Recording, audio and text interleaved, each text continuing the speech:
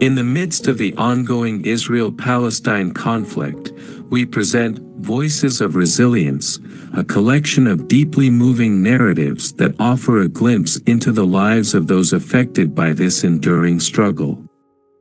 These stories are a testament to the unwavering human spirit, resilience, and the pursuit of hope amid the turmoil of war. Amidst the headlines and statistics, it's easy to overlook the personal stories that lie at the heart of this conflict. These are the voices of individuals who have faced unimaginable challenges, yet their stories resonate with universal themes of love, loss, and the human desire for peace and understanding. Our goal in sharing these stories is to foster empathy and shed light on the shared human experiences that transcend borders and politics. By listening to these narratives, we hope to promote dialogue, compassion, and unity during these challenging times. Join us as we embark on a journey through the stories that remind us of our shared humanity and the enduring spirit of resilience in the face of adversity. Story begins here. Please wait for next story. In a heartbreaking moment filled with sorrow, a Palestinian mother in Gaza confronted an unimaginable tragedy. Surrounded by the ruins of what was once their home, she leaned down to give her child a final kiss. A young life, so full of promise, had been extinguished by the merciless strike of an Israeli bomb. As she touched her lips to her child's still forehead, the world around them fell into a heavy silence. In that poignant farewell, you could feel the weight of all the innocent lives lost in the never-ending violence. It's a price paid by families who have no control over the conflicts that devastate their homes. Tears streamed down her cheeks as she whispered her goodbye, her voice choked with grief.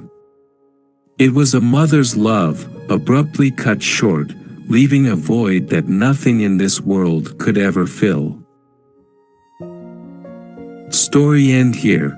Please wait for next story. It's like the apocalypse here in Gaza, unending chaos day and night. I'm Ayman Al-Jarucha, working with Doctors Without Borders, right at the brink of despair. Our hospitals are on the verge of a breakdown.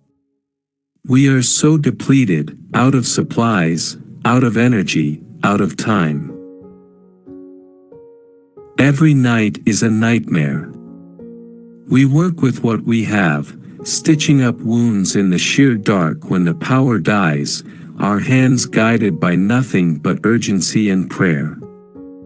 I can feel the fading pulses of the young and old alike under my fingers, their weakening heartbeats a heavy weight on my conscience.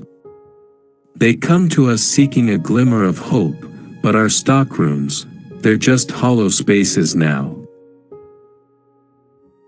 I'm making a plea, no, a desperate cry to the world. We're standing on a land that's slowly turning devoid of life, where soon only silent ambulances might be our grim companions. This isn't just about territory, politics, or dominance. It's about humanity struggling to cling to the last threads of life. We can't let this spark within us, this flicker of life, go out. It's buried under the rubble of conflict, under the cries of pain, but it's there, waiting to be rescued, to be nurtured back to a flame. I refuse to stand by and watch that light die. So, I'm calling out to you, to anyone listening, help us. Help us keep this flicker of life alight. Story end here. Please wait for next story.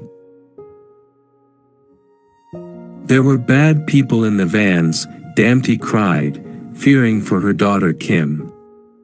Her family stayed awake, awaiting news. Kim's father and brother searched hospitals for any information, while Dante showed Kim's picture, pleading, "She's good and kind." Not knowing if she's safe is the hardest part. The thought of never seeing Kim again haunted Dante. Emily, Kim's sister, tirelessly scoured online videos for any trace of her, but found none. "It's impossible to rest," Dante said. "My mind is always on Kim. We need her home. It's not complete without her."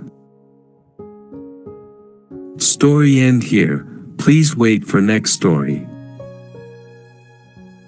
"They bombed my precious children," I cried, my voice shaking with grief. My 3 precious children had taken refuge in Gaza's oldest church, thinking it was a safe place, protected by God. But then the unimaginable happened. An Israeli airstrike hit the church, destroying everything and causing unbearable pain. Now, my heart aches as I grieve for my precious children.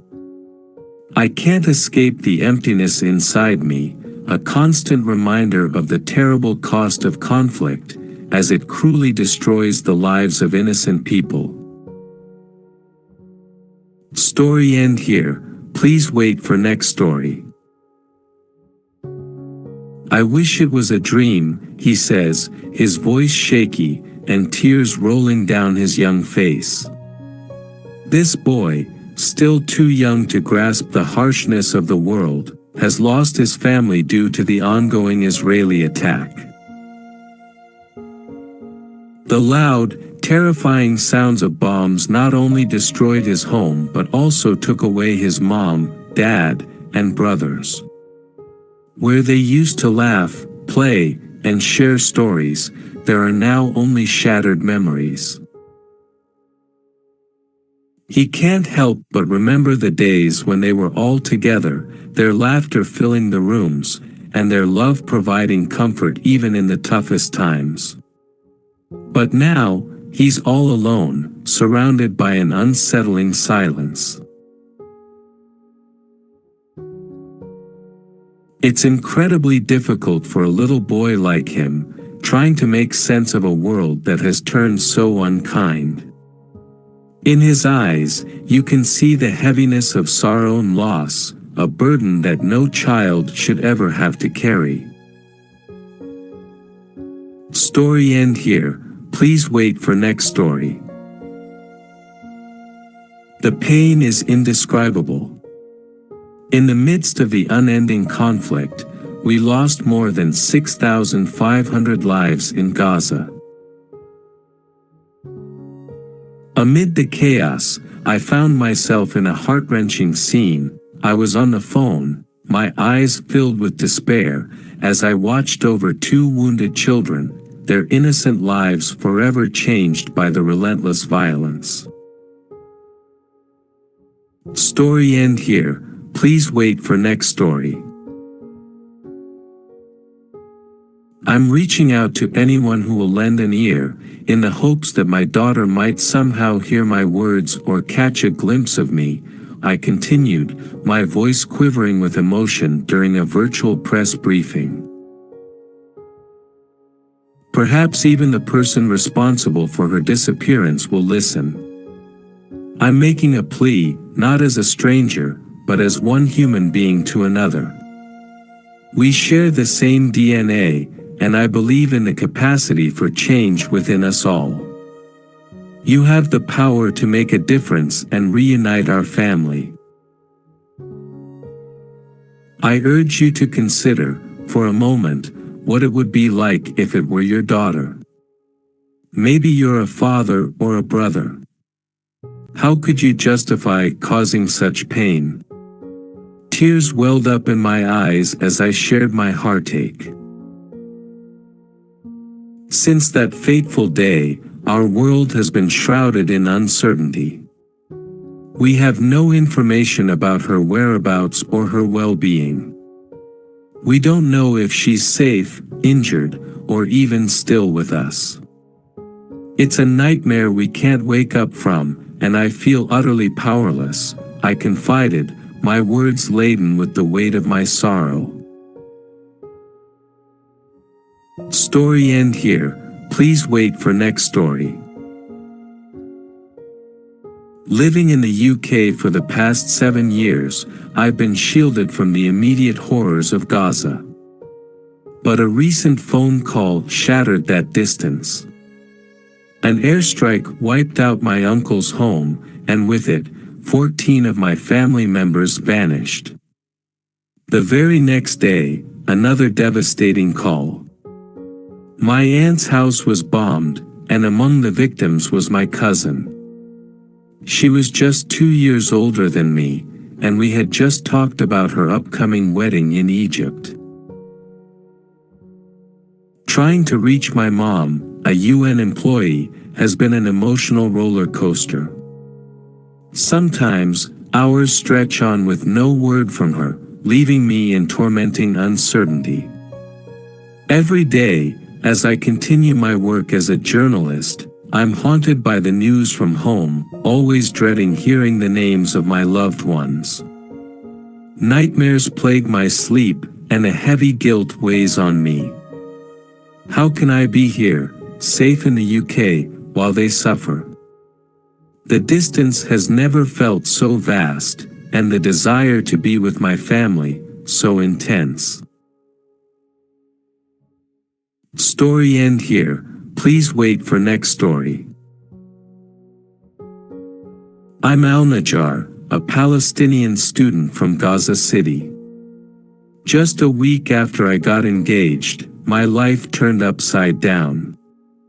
On October 7th, rockets shattered our peace.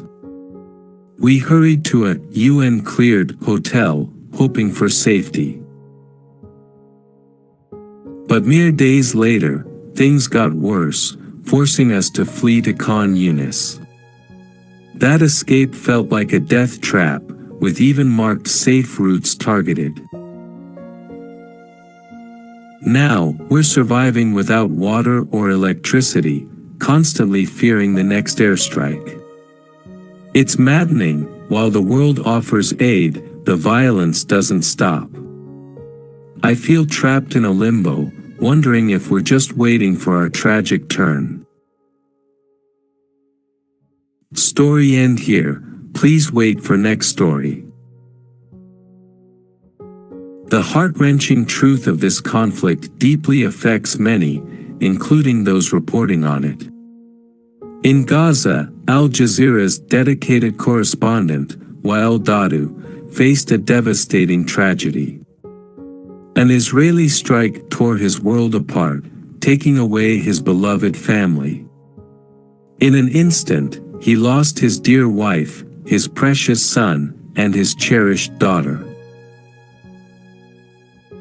The pain he now carries serves as a stark reminder of the ongoing and indiscriminate violence that continues to devastate innocent lives, casting a dark shadow over the hearts of all who see this tragic chapter in our history. Story end here. Please wait for next story. In the heart of the Israel-Palestine conflict lies the raw emotion of individual stories. Each narrative weaves a tale of pain, resilience, hope, despair, love, and unimaginable loss. The voices, from a mother mourning the death of her children to a reporter who became the news, reflect the tragic reality that behind every statistic, headline, or piece of breaking news, there's a human soul experiencing the weight of this historic struggle. Through these stories, we are reminded that wars and conflicts have a deeply personal toll, affecting families, friendships, and communities. As we hear these harrowing accounts, let us not only be moved but also be motivated to foster peace, understanding, and empathy. For in the midst of darkness, it is our shared humanity that will guide us to the light. Story end here. Please wait for next story. Before we end, if you found these stories meaningful, please consider liking, sharing, and subscribing to our channel. Your support helps us amplify these stories and spread empathy and understanding in these challenging times. Thank you for being a part of Voices of Resilience.